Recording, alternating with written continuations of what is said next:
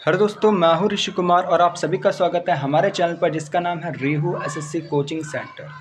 तो हम लोग ने इसके पहले जो बात करी थी वो बात करी थी हम लोग ने क्वाड्रिलेटरल के बारे में बात करी थी और टाइप्स ऑफ क्वाड्रिलेटरल पढ़ा था, जिसको हम लोग चतुष्कोश के बारे में बात करी थी और चतुष्कोश के कितने प्रकार होते हैं उसके बारे में हम लोग ने बात करी थी। यहाँ पर हम लोग बात करेंगे उसी से रिलेटेड जितने भी क्वेश्चंस होते हैं उसके बारे में, ठीक है। तो यहाँ पर पहले जो क्वेश्चंस के टाइप होंगे उसमें हम लोग बात करते हैं वर्ग के क्वेश्चन, यानी कि स्क्वायर के जितने भी क्वेश्चन होते हैं उसके बारे में। तो पहला क्वेश्चन आपके पास में यहाँ पर दे रखा है, यहाँ पर एक स्क्वायर बना है ABCD, यहाँ पर एक पॉइंट है M, यहाँ पर एक पॉइंट है N, और ये M पॉइंट कौन सा होता है? Mid point. मिड पॉइंट का मतलब क्या हो गया? ये बीच में है, इस वाली रेखा के बीच में। अगर ये इस रेखा के बीच में होगा तो यानी कि क्या हो जाएगा कि अगर बीच में होगा तो AM और BM क्या हो जाएंगे? बराबर। क्यों? क्योंकि M बीच में है। अगर M आपका बीच में होगा तो जो AM होगा वो आपका BM के क्या हो जाएगा? बराबर हो जाएगा। तो AM आपका BM के बराबर हो जाएगा और BN आपका NC के बराबर हो जाएगा, ठीक है। अब यहाँ पर हम लोग को बताना क्या है कि कौन सा ऑप्शन सही होगा, ठीक है। तो देखो, अब यहाँ पर ये एक प्रकार का वर्ग है कि नहीं है, यानी कि स्क्वायर है। और अगर ये स्क्वायर है तो इसमें बताओ AB जो होगा वो BC के बराबर, BC जो होगा वो CD के बराबर, और CD जो होगा वो आपका DA के बराबर होगा कि नहीं होगा? होगा। अगर ये बराबर होगा तो बताओ भाई, और हम लोग जानते क्या हैं? अच्छा, ये बराबर होगा और हम लोग जानते क्या? अच्छा, यहाँ पर गौर से देखो तो ये आपको एक ट्रायंगल नहीं दिख रहा है, और अगर हम लोग बात करें तो ये आपका 90 डिग्री के बराबर होता है कि नहीं होता? बताओ पहले तो। होता है। क्यों होता है? क्योंकि एक वर्ग है। वर्ग के जितने भी कोण होते हैं वो आपके 90 डिग्री के बराबर होते हैं कि नहीं होते हैं? होते हैं। तो यहाँ पर ये आपका क्या हो गया? वर्ग। और यहाँ पर जितने भी कोण हैं वो आपके 90 डिग्री के अगर बराबर होंगे तो ये आपका क्या हो जाएगा? ये आपका त्रिभुज है और इसका कोण एक 90 डिग्री के बराबर। तो ये कौन सा त्रिभुज हो जाएगा? समकोण त्रिभुज। कौन सा त्रिभुज हो जाएगा? समकोण त्रिभुज। और समकोण त्रिभुज में एक फॉर्मूला होता है जिसको हम लोग बोलते हैं पाइथागोरस प्रमेय। तो पाइथागोरस प्रमेय का अगर हम लोग यूज करें तो बताओ an का होल स्क्वायर किसके बराबर हो जाएगा? AB के होल स्क्वायर प्लस BN के होल स्क्वायर के बराबर हो जाएगा। यानी कि जो an का होल स्क्वायर होगा वो AB के होल स्क्वायर प्लस BN के होल स्क्वायर के बराबर होगा कि नहीं होगा? हो जाएगा। इसी प्रकार से अगर हम लोग ये वाला ट्राइंगल को देखें, MAD ट्राइंगल को, तो MAD में भी क्या हो जाएगा? ये बताओ 90 डिग्री है कि नहीं है? हाँ। और ये एक त्रिभुज बन रहा है, और यहाँ पर ये आपका एक त्रिभुज है जिसका कोण आपका 90 डिग्री के बराबर है। तो ये कौन सा कोण त्रिभुज हो जाएगा? समकोण त्रिभुज। कौन सा त्रिभुज हो जाएगा? समकोण त्रिभुज हो जाएगा। अगर ये आपका समकोण त्रिभुज हुआ तो बताओ इसमें भी तो पाइथागोरस प्रमेय लगा सकते हैं? लगा सकते हैं। पाइथागोरस प्रमेय अगर इसमें लगाएंगे तो कैसे लगाएंगे? तो वहाँ पर MD का जो होल स्क्वायर होगा वो AD के होल स्क्वायर प्लस AM के होल स्क्वायर के बराबर हो जाएगा कि नहीं हो जाएगा? हो जाएगा। यानी कि अगर हम लोग देखें तो MD बोलो चाहे DM बोलो, बात एक ही। तो MD या DM का होल स्क्वायर जो होगा वो AD के होल स्क्वायर प्लस AM के होल स्क्वायर के बराबर होगा कि नहीं होगा? होगा। अच्छा, एक और बात बताओ, यहाँ पर ये जो AM होगा, AM जो होगा वो BN के बराबर होगा कि नहीं होगा? भाई कैसे हो जाएगा AM BN के बराबर? देखो, अगर ये वाली भुजा जो है ये इसके बराबर है कि नहीं है, AB जो होगा वो BC के बराबर होगा कि नहीं होगा? होगा। क्यों? क्योंकि ये तो वर्ग है। अच्छा, AB अगर BC के बराबर, तो AB को हम लोग क्या लिख सकते हैं? AB को हम लोग AM प्लस MB लिख सकते हैं। यानी कि AM को और MB को अगर जोड़ेंगे तभी तो हम लोग के पास में AB आएगा। तो AB को हम लोग AM प्लस MB लिख सकते हैं कि नहीं लिख सकते हैं? लिख सकते हैं। और ये किसके बराबर हो जाएगा? BC। BC को हम लोग क्या लिख सकते हैं? BN प्लस NC लिख सकते हैं कि नहीं लिख सकते हैं? BN प्लस NC लिखा जा सकता है कि नहीं लिखा जा सकता? लिखा जा सकता। अभी हमने बताया था क्या कि जो AM होगा वो BM के बराबर होगा कि नहीं होगा? देखो यहाँ पर दे रखा, और BN जो था वो NC के बराबर था कि नहीं था? था, ठीक है। तो बताओ अब एम बी की जगह अगर हम लोग, या बी एम की जगह एम बी बोलो या बी एम बोलो, बात एक ही। तो एम बी की जगह हम लोग ए एम लिख सकते कि नहीं लिख सकते? लिख सकते हैं। तो भैया लिख दो। तो A M plus A M, और बी एन एन सी की जगह बी एन लिख सकते कि नहीं लिख सकते हैं? क्यों? क्योंकि बराबर ही है। तो बी एन, तो ये आपका किसके बराबर हो जाएगा? 2am, और ये आपका 2bn के बराबर हो जाएगा। अगर और 2 दोनों जगह, तो ये आपका डिवाइड हो जाएगा, ये कट जाएगा। तो यहाँ पर सिंपली am बचेगा और bn। तो बताओ am जो होगा वो आपका bn के बराबर हो जाए कि नहीं हो जाएगा? हो जाएगा। तो यहाँ से हम लोग कह सकते हैं कि जो am होगा वो bn के बराबर होगा कि नहीं होगा? होगा। तो अब यहाँ पर ए एम बी एम के बराबर हो गया। अच्छा, यहाँ पर देखो A N square is equals to A B square plus B N square है, और D M square is equals to A D square plus A M square.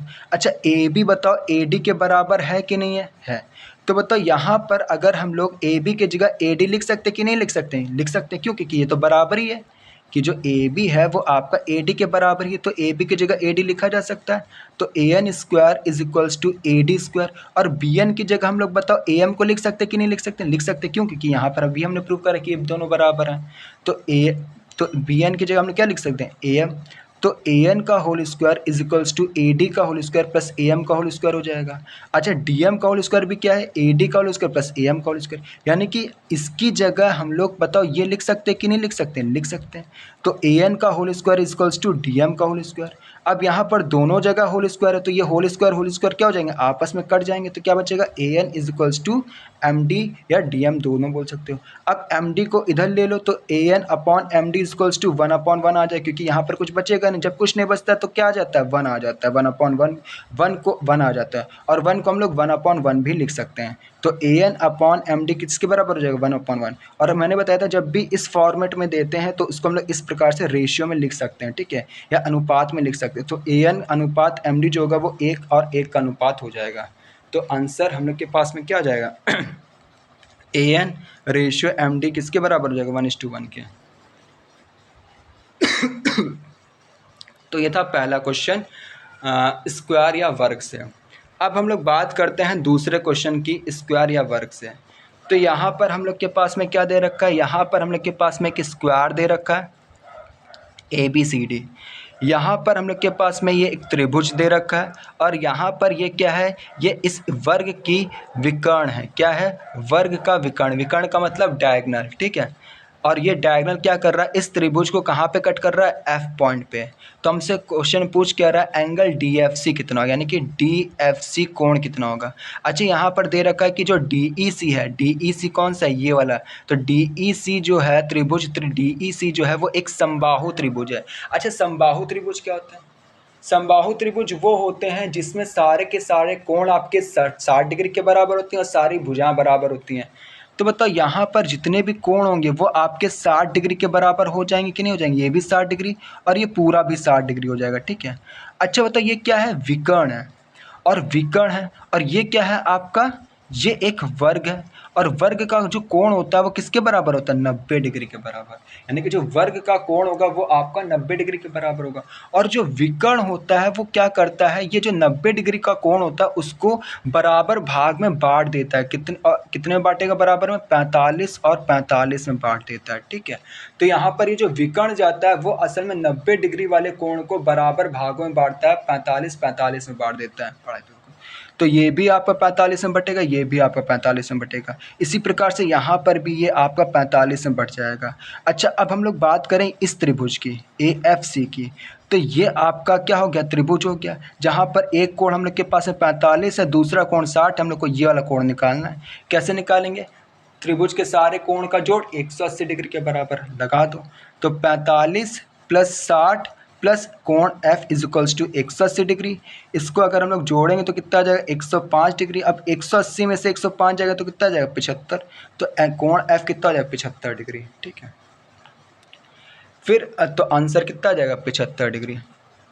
अब हम लोग बात करते हैं तीसरे क्वेश्चन की।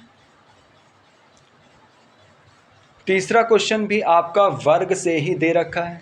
इसमें क्या है आपका? ये आपका एक प्रकार का वर्ग है, और ये आपका समबाहु त्रिभुज है, और यहाँ पर ये आपकी एक रेखा खींची गई है, ठीक है।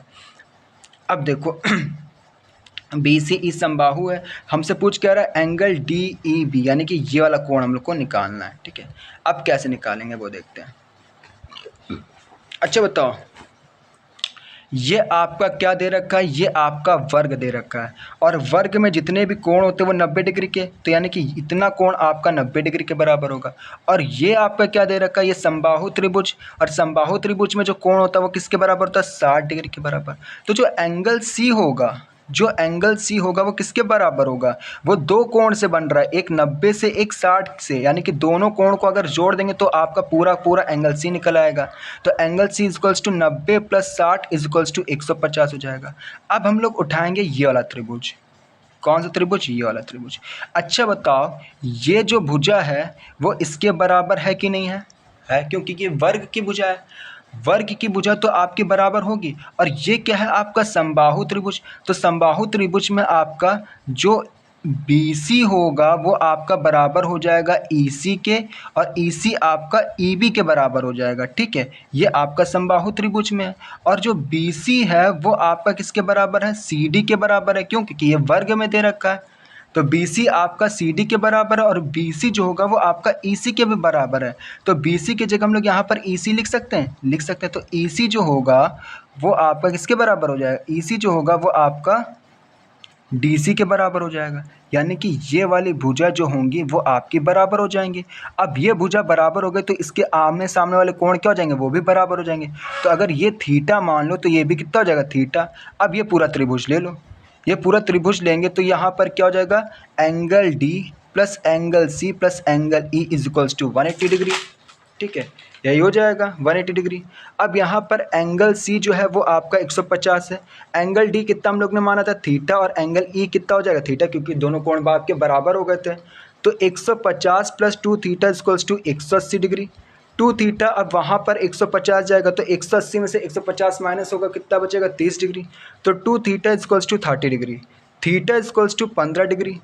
थीटा हम लोग के पास में कितना आ जाएगा, 15 डिग्री आ जाएगा। ठीक है, अब देखो थीटा हम लोग ने, यानी कि यहाँ पर हम लोग ने ये वाला कोण हम लोग ने निकाल लिया, कितना निकल के आया, ये आपका 15 डिग्री के बराबर। अच्छा एंगल E की बात करें तो एंगल E क्या हो जाएगा, ये पूरा कोण हो जाएगा कि नहीं हो जाएगा, और ये पूरा कोण कितना होगा, 60 डिग्री के बराबर। क्यों, क्योंकि ये एक समबाहु त्रिभुज है, समबाहु त्रिभुज के जितने भी कोण होंगे वो तो 60 डिग्री के बराबर ही होते हैं। तो अगर ये 60 है, ये 60 है, तो ये भी 60 होगा, तो एंगल E आपका क्या हो जाएगा, पूरा 60 डिग्री के बराबर हो जाएगा। और एंगल E कैसे बन रहा है, थीटा और बीटा को जोड़ देंगे तो वो आपका एंगल E बनेगा। तो जो एंगल E होगा वो आपका थीटा प्लस बीटा के बराबर हो जाएगा। तो एंगल E की जगह हम लोग क्या लिख सकते हैं, 60 डिग्री, और अभी हम लोग ने थीटा का वैल्यू निकाला कितना है, 15 डिग्री, प्लस बीटा, और बीटा अब यहाँ पर 15 डिग्री यहाँ पर जाएगा तो क्या हो जाएगा, माइनस में हो जाएगा, तो बीटा कितना निकल आएगा, 45 डिग्री के बराबर। अब बीटा हम लोग के पास में 45 डिग्री निकला, यानी कि ये वाला जो कोण था वो हम लोग के पास में कितना निकला, 45 डिग्री। अब अच्छा बताओ, यहाँ पर ये जो था ये वाला कोण, ये आपका 45 डिग्री के बराबर आया। अगर ये 45 डिग्री के बराबर आपका आया है, अगर ये 45 डिग्री के बराबर आया, यानी कि एंगल DEB आपका क्या हो जाएगा, बीटा के बराबर, और एंगल DEB आपका कितना हो जाएगा, 45 ही हो जाएगा। ये एंगल DEB बीटा है के बराबर है, और बीटा की वैल्यू 45 है, तो एंगल DEB की वैल्यू की भी कितनी हो जाएगी, 45। तो आंसर कितना आ जाएगा, 45। ठीक है, अब हम लोग बात करते हैं नेक्स्ट क्वेश्चन की। तो जो नेक्स्ट क्वेश्चन है वो हम लोग का है रोम्बस से, जिसको हम लोग हिंदी में बोलते हैं क्या, भूल गए। ठीक है, तो ये हम लोग के पास में क्या है, रोम्बस, एक ABCD। अब यहाँ पर क्वेश्चन में दे रखा है एंगल A और एंगल B का जो अनुपात है वो 4:5 का है। ठीक है, 5 का है। तो हम लोग को निकालना क्या है, हम लोग को एंगल C निकालना है, एंगल C निकालना है। ठीक है, तो देखते हैं हम लोग, बताओ। अब यहाँ पर हम लोग के पास में एंगल A और एंगल B का अनुपात 4 और 5 का है, तो इसको हम लोग इस तरीके से लिख सकते हैं, angle A upon angle B लिखा जा सकता है, इज इक्वल्स टू 4/5। मैंने बताया था जब भी इसको इस प्रकार से लिखते हैं और एंगल A की वैल्यू हम लोग को लिखना होता है 4 इस टर्म में, तो हम लोग उसके आगे x जोड़ देते हैं। ठीक है, तो angle A is equals to 4x हो जाएगा, और एंगल B कितना हो जाएगा, 5x हो जाएगा। तो यानी कि ये 4x हो गया, ये आपका 5x हो गया। अब यहाँ पर मैंने बताया था, यहाँ पर एक रोम्बस की प्रॉपर्टी बताई थी, विशेषता बताई थी कि यहाँ पर आमने सामने वाले जो कोण होते हैं उसका जोड़ कितना होता है 180 डिग्री के बराबर। तो जो 4x होगा प्लस 5x जो होगा वो किसके बराबर हो जाएगा 180 डिग्री के बराबर, यानी कि 4x plus 5x equals to 180 degree. तो 4x प्लस 5x अगर जोड़ देंगे तो कितना आएगा 9x। 9x इक्वल्स टू कितना आ जाएगा 180 डिग्री। अब यहाँ पर 9 इधर जाएगा तो डिवाइड कर देगा तो x इक्वल्स टू कितना आ जाएगा 20 डिग्री। अब x 20 डिग्री निकल आया, इसकी वैल्यू हम लोग इसमें डालते जाएंगे। तो angle A equals to 4x था, x की जगह 20 डाल देंगे तो 4 इंटू 20 हो जाएगा कितना आ जाएगा 80 डिग्री। और एंगल भी कितना था हम लोग के पास में 5x था, यहाँ पर x की वैल्यू 20 डाल देंगे तो 5 इंटू 20 कितना आ जाएगा 100 डिग्री। तो एंगल ए भी निकला है, एंगल बी भी निकला है। अब यहाँ पर एंगल ए निकला, एंगल बी। अब यहाँ पर देखो रोम्बस की एक और प्रॉपर्टी पड़ी थी कि जो इधर सामने सामने वाले कोण होते हैं वो आपके बराबर होते हैं। तो ये जो एंगल ए होगा वो एंगल सी के बराबर हो जाएगा कि नहीं हो जाएगा, हो जाएगा। तो अगर एंगल ए एंगल सी के बराबर हो जाएगा तो angle C equals to angle A हो जाएगा, एंगल सी। और एंगल ए की वैल्यू कितनी निकल के आई थी, एंगल ए की वैल्यू 80 डिग्री, तो एंगल सी की भी वैल्यू कितनी निकल आएगी 80 डिग्री। तो करेक्ट आंसर कितना हो जाएगा 80 डिग्री। अब हम लोग बात करते हैं पांचवें क्वेश्चन की। पांचवा क्वेश्चन क्या कहता है, ये हम लोग के पास में क्या हुआ रोम्बस हुआ। यहाँ पर ए बी की जो वैल्यू दे रखी है वो 4 सेंटीमीटर है। एंगल ए बी सी यानी कि ये वाला जो कोण है आपका, ये वाला कोण, ये आपका 120 डिग्री का दे रखा है। और बी डी जो है हम लोग को वो निकालना है, यानी कि ये वाला लाइन निकालनी, ठीक है। अब हम लोग निकालते हैं इसको, ठीक है। तो देखो यहाँ पर हम लोग के पास में है ये। अब यहाँ पर ये जो कोण है वो कितना दे रखा है 120 डिग्री के बराबर। और बी डी क्या है, एक विकर्ण। विकर्ण हमेशा क्या करेगी, कोण को दो बराबर भागों में विभाजित करती है। तो यहाँ पर ये जो विकर्ण है वो 120 को दो बराबर भागों में विभाजित करेगी, एक 60 पे, ये भी 60 पे, ठीक है, करेगी। और यहाँ पर भी 120 होगा, तो यहाँ पर भी अगर 120 होगा तो ये आपका 60 पे विभाजित करेगी, ये भी आपका 60 हो जाएगा। अच्छा ये भी 60 है, ये भी 60 है। अब ये क्या हो गया, बी सी डी क्या हो गया, एक त्रिभुज हो गया। बी सी डी आपका क्या हो जाएगा, एक त्रिभुज। तो त्रिभुज में हम लोग को अब ये वाला कोण निकाल लें अगर, तो कितना हो जाएगा 60 plus theta equals to 180 degree. तो 120 plus theta equals to 180 degree. और वहाँ पर जाएगा तो 180 माइनस 120 तो कितना आ जाएगा 60, यानी कि ये भी 60 हो जाएगा। अच्छा ये भी 60 है, ये भी 60 है, ये भी 60 है, तो कुछ समझ में आ रहा है क्या? ये तो भाई समबाहु त्रिभुज हो गया, क्योंकि समबाहु त्रिभुज के सारे कोण आपके 60 डिग्री के बराबर होते हैं। तो यानी कि ये समबाहु त्रिभुज हुआ कि नहीं हुआ, अगर ये समबाहु त्रिभुज हो गया तो इसकी सारी भुजाएं भी तो बराबर होंगी। तो अगर ये आपका 4 है, ये भी आपका 4 है, तो ये भी कितना हो जाएगा, ये भी आपका कितना हो जाएगा 4 सेंटीमीटर के बराबर हो जाएगा, ठीक है, क्योंकि सारी भुजाएं बराबर होंगी। तो बी डी की वैल्यू कितनी निकल आएगी 4 सेंटीमीटर, ठीक है। तो आंसर कितना आ जाएगा 4 सेंटीमीटर के बराबर। तो यह था आपका रोम्बस तक का पार्ट, ठीक है। अब हम लोग बात करते हैं रेक्टेंगल की, यानी कि रेक्टेंगल को हिंदी में क्या बोलते हैं, आयत। तो अब हम लोग बात करते हैं आयत से रिलेटेड क्वेश्चन की। तो यहाँ पर हम लोग के पास में एक रेक्टेंगल दे रखा है या आयत दे रखा है। यहाँ पर हम लोग के पास में ये एक इस तरीके से लाइन खींची है और एक इस तरीके से। इसकी जो वैल्यू है वो 3 है, यानी कि जो ए क्यू दे रखा है वो कितना दे रखा है 3, क्यू सी जो है वो कितना दे रखा है 5, बी क्यू जो है वो आपका 4। हम लोग से पूछ के रहा है क्यू डी की वैल्यू बतानी है, ठीक है। यहाँ पर एक फॉर्मूला होता है इसके लिए, क्या होता है, ए क्यू का whole square plus Q C का whole square is equals to B Q का whole square plus D Q का होल स्क्वायर। ये एक फॉर्मूला होता है, ठीक है। तो ये फॉर्मूला इसमें यूज़ किया जाएगा, ठीक है। तो ए क्यू का whole square plus Q C का whole square equals to B Q का whole square plus Q D का होल स्क्वायर। ए क्यू की जगह हम लोग क्या डाल सकते हैं 3, तो 3 का होल स्क्वायर। क्यू सी की जगह हम लोग क्या डाल सकते हैं 5, तो 5 का होल स्क्वायर। बी क्यू की जगह क्या डाल सकते हैं 4, 4 का होल स्क्वायर। और क्यू डी का होल स्क्वायर, 3 का होल स्क्वायर 9, 5 का होल स्क्वायर 25, 4 का होल स्क्वायर 16 और क्यू डी का होल स्क्वायर। 9 प्लस 25 कितना हो जाएगा 34, 34 यहाँ पर 16 हो जाएगा प्लस क्यू डी का होल स्क्वायर। अब ये 16 इधर आएगा तो कितना बचेगा 18, और 18 इक्वल्स टू क्यू डी का होल स्क्वायर। और यहाँ पर क्यू डी की वैल्यू अगर हम लोग स्क्वायर इधर जाएगा तो अंडर रूट हो जाएगा।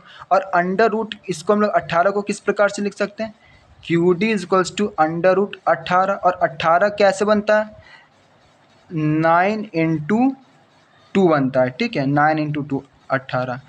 और 9 को हम लोग क्या लिख सकते हैं 3 इंटू 3 इंटू 2 अंडर रूट में देखो यहाँ पर 3 2 बार है, अगर यहाँ पर 3 2 बार होता है तो ये अंडर रूट के बाहर आ जाएगा, ठीक है। अंडर रूट के बाहर आएगा तो ये केवल 3 बन जाएगा, और यहाँ पर दो 1 बार है तो ये अंडर रूट के बाहर नहीं आ पाएगा, तो इसमें हम लोग को अंडर रूट लगाना ही पड़ेगा। तो QD कितना निकल आएगा 3 अंडर रूट 2 आंसर आ जाएगा इसका, ठीक है।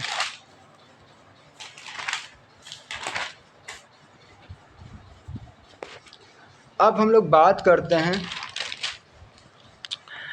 अब जो हम लोग क्वेश्चन पढ़ेंगे वो होगा हम लोग का क्या, नियमित बहुभुज के क्वेश्चन होंगे, ठीक है। तो पहला क्वेश्चन दे रखा, विकर्ण की संख्या ज्ञात कीजिए बहुभुज का जिसकी भुजाओं की संख्या 10 है। देखो बहुभुज की भुजाओं की संख्या 10 है, हमें विकर्ण की संख्या निकालना है। अच्छा, बहुभुज में विकर्ण की संख्या का फॉर्मूला क्या था, n इंटू एन माइनस 3/2, जहाँ पर n क्या होता है हम लोग के पास में जो भुजाओं की संख्या होती है। भुजाओं की संख्या यहाँ पर कितनी दे रखी, 10, तो 10, तो यहाँ पर क्या डाल देंगे 10 इंटू 10 में से 3 जाएगा, कितना बचेगा 7/2। अब यहाँ पर ये इससे डिवाइड हो जाएगा तो कितना बचेगा 5, और 5 में 7 को मल्टीप्लाइड करा देंगे तो कितना जाएगा 35, तो आंसर कितना जाएगा 35, ठीक है। दूसरा क्वेश्चन, किसी भी बहुभुज के विकर्ण की संख्या 44 है तो भुजाओं की संख्या कितनी होगी। अब यहाँ पर बहुभुज के विकर्ण की संख्या हम लोग को 44 दे रखी है, यानी कि विकर्ण की संख्या इस बार दे रखी है, हमें बहुभुज के भुजाओं की संख्या निकालनी है। फिर से फॉर्मूला लगा देंगे, क्या विकर्ण की संख्या का फॉर्मूला क्या होता है, n इंटू एन माइनस 3/2, यही विकर्ण की संख्या होती है। लेकिन विकर्ण इस बार दे रखा है, विकर्ण इस बार दे रखा है, हमें n की वैल्यू निकालनी है, ठीक है। तो 2 को यहाँ पर भेज देंगे तो कितना आ जाएगा 88। अब यहाँ पर ऑप्शन पुट करके देखेंगे, अगर मान लो n की वैल्यू 8 हो गई, तो n की वैल्यू अगर 8 हो गई तो 8 इंटू 8 में से 3 गया तो कितना बचेगा 5, 8 5 जा 40 आएगा, लेकिन यहाँ पर तो 88 आना चाहिए, ये ऑप्शन हो नहीं सकता। फिर n की वैल्यू क्या डालेंगे, 11 डालेंगे, तो 11 इंटू 11 में से 3 गया 8, 11 8 जा 88, यहाँ पर कितना आ रहा, यहाँ पर भी कितना आना चाहिए 88, तो यहाँ पर 88 आ रहा था, यानी कि आंसर क्या हो जाएगा बी। फिर इसके बाद हम लोग नेक्स्ट क्वेश्चन करते हैं। नेक्स्ट क्वेश्चन क्या है, बहुभुज के आंतरिक कोण जो है वो 3 गुना है कोण है किसके, बहुभुज की संख्या क्या होगी। बहुभुज का जो आंतरिक कोण होगा वो असल में बाहरी कोण से 3 गुना है। बहुभुज का जो आंतरिक कोण होगा वो बाहरी कोण के 3 गुना हो जाएगा, ठीक है। तो यहाँ पर ये आपका आंतरिक कोण हो गया, ये 3 गुना होना चाहिए इसके बाहरी कोण से। तो बाहरी कोण अगर हम लोग मान लो x ले लिया तो आंतरिक कोण कितना हो जाएगा 3x। और हमने एक प्रॉपर्टी बताई थी या विशेषता बताई थी क्या, कि जो आंतरिक कोण होता है, जो बाहरी कोण होता है, उसका जोड़ होता है वो 180 डिग्री के बराबर होता है। तो 3x plus x is equals to 180 degree के बराबर, तो 4x is equals to 180 degree के बराबर, x इज इक्वल्स टू 4 4 जा 16, 4 5 जा 20, तो x की वैल्यू कितनी निकल आई 45 डिग्री के बराबर। अब यहाँ पर यह हम लोग के पास में क्या निकल के आया, x की वैल्यू, और हम लोग को निकालना क्या है, भुजाओं की संख्या निकालनी। तो भुजाओं की संख्या कैसे निकालेंगे, 360 को 45 से डिवाइड करा देंगे, तो 360 को जब 45 से डिवाइड कराओगे तो आंसर कितना आ जाएगा 8। इस तरीके से हम लोग क्या कर देंगे, भुजाओं की संख्या जब भी निकाला करो, कैसे निकाला जाता है बहुभुज की भुजाओं की संख्या, सबसे पहले 360 को लिख दिया करो ऊपर, फिर उसको जो बाहरी कोण का जो मान निकल के आए उससे डिवाइड करा दो, हम लोग का बहुभुज की भुजाओं की संख्या निकल आएगी, ठीक है। दूसरा क्वेश्चन, बाहरी कोण और आंतरिक कोण के बीच का अंतर अगर 150 डिग्री है तो भुजाओं की संख्या क्या होगी। अच्छा, यहाँ पर बाहरी कोण और आंतरिक कोण की अंतर का मतलब डिफरेंस में माइनस साइन हो जाएगा, यानी कि अगर मान लो ये आपका आंतरिक कोण थीटा और बाहरी कोण अल्फा है, तो थीटा माइनस अल्फा कितना हो जाएगा 150 डिग्री, और थीटा प्लस अल्फा, और हम लोग जानते क्या है आंतरिक कोण और बाहरी कोण का जो जोड़ होता है वो किसके बराबर होता है 180 डिग्री, तो ये आपको 180 डिग्री के बराबर हो जाएगा, ठीक है। अब दोनों को जोड़ दो तो 2 थीटा इक्वल्स टू 330 डिग्री, तो थीटा कितना हो जाएगा थीटा इक्वल्स टू 165 डिग्री हो जाएगा। अब ये थीटा की वैल्यू 165 डिग्री आ गया, 165 डिग्री यहाँ पर जाएगा, 180 में से 165 जाएगा तो अल्फा की वैल्यू कितनी आ जाएगी 15 डिग्री। अब यहाँ पर भुजाओं की संख्या कैसे निकालते हैं, भुजाओं की संख्या 360 डाल दो, उसको आंतरिक बाहरी कोण जो आपका मान निकल के आया उससे डिवाइड करा दो। यहाँ पर बाहरी कोण कितना निकल के आया 15, तो 360 डाला, फिर 15 से डिवाइड कराएंगे तो भुजाओं की संख्या निकल आएगी 24, ठीक है।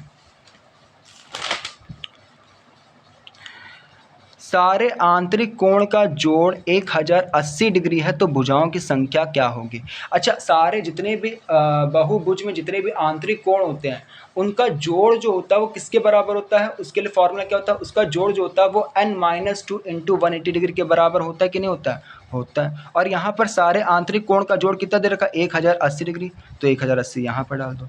अब इसको सॉल्व कर लेते, तो 0 से 0 कट गया, अब 18 यहाँ पर चला जाएगा, 18 6 108 हो जाएगा, तो n-2 इक्वल्स टू 6, तो n इक्वल्स टू कितना हो जाएगा 8, तो आंसर कितना आ जाएगा 8। सारे आंतरिक कोण का जोड़ 2 गुना है सारे बाहरी कोण के, तो भुजाओं की संख्या क्या होगी। यहाँ पर क्या होता है, सारे बाहरी कोण का जोड़ कितना होता है, सारे बाहरी कोण का जो जोड़ होता है वो आपका 360 डिग्री के बराबर होता है, और आंतरिक कोण का जोड़ कितना दे रखा, दुगना होगा किसके, बाहरी कोण के, यानी कि इसी को 2 से मल्टीप्लाइड करा देंगे तो यही आपका सारे आंतरिक कोण का जोड़ निकल आएगा। तो यहाँ पर सारे बाहरी कोण का जोड़ जो होता है वो आपका 360 डिग्री के बराबर होता है, हम लोग अभी पढ़ चुके हैं, ठीक है। और लेकिन अब इसी में दुगना करेंगे तो दुगना का मतलब क्या होगा, 2 से मल्टीप्लाइड करा दो, 2 से मल्टीप्लाइड करा दो तो सारे आंतरिक कोण का जोड़ निकल आएगा, तो सारे आंतरिक कोण का जोड़ कितना निकल आएगा 720 डिग्री। तो अब ये सारे आंतरिक, और सारे आंतरिक कोण किसके बराबर होता है, n-2 इंटू 180 डिग्री, तो n-2 into 180 degree equals to 720, n into -2 equals to कितना हो जाएगा 4 के बराबर, ये आपका जाएगा, और माइनस का 2 वहाँ पर जाएगा तो 6 हो जाएगा, तो n इक्वल्स टू 6, तो आंसर कितना आ जाएगा 6। तो इस वीडियो में केवल इतना ही। आई होप आपको हमारी वीडियो पसंद आई हो, अगर पसंद आए तो प्लीज़ लाइक करेगा, सब्सक्राइब करेगा और बेल आइकन दबाना ना भूलेगा हमारी लेटेस्ट वीडियोस की नोटिफिकेशन को पाने के लिए। Have a good day, sayonara.